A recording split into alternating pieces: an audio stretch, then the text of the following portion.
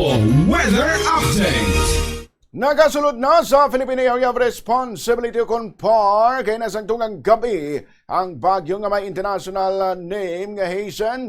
Diri sa Pilipinas ginatawag ini sa lokal nga ngalan nga Bagyo Josie. Sa uli nga monitoring sa Philippine Atmospheric, Geophysical and Astronomical Services Administration o Pag-asa, nakita ng sentro sang bagyo sa 1,090 kilometros sa nasidlangan sa Eastern Visayas nga may dala nga kabaskugon sang hangin nga 65 kilometros kada oras kag pagmadlos nga nagalabot naman sa 80 kilometros kada oras.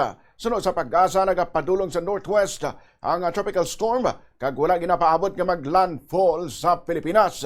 Gina-forecast nga diri sa PAR magapadulong ini sa naminahan nga parte antes magwa sa area of responsibility sa Miyerkules.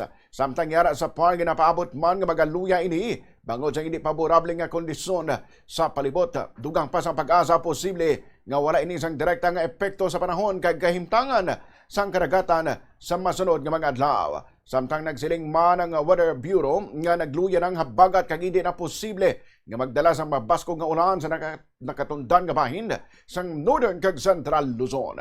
Sabi nga bahin nagsaka na sa 20 napatay bangod sa gintingog nga epekto sang Bagyo Inday kag habagat. Samtang 16 pa ka mga individual ang padayon nga ginapanghita.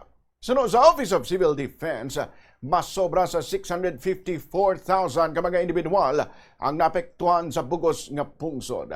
Naglabot naman sa 3.18 billion pesos ang inisal nga balor sa halit sa infrastruktura, samtang 43.38 million pesos ng bulig nga nahatag sa gobyerno sa mga apektado nga komunidad.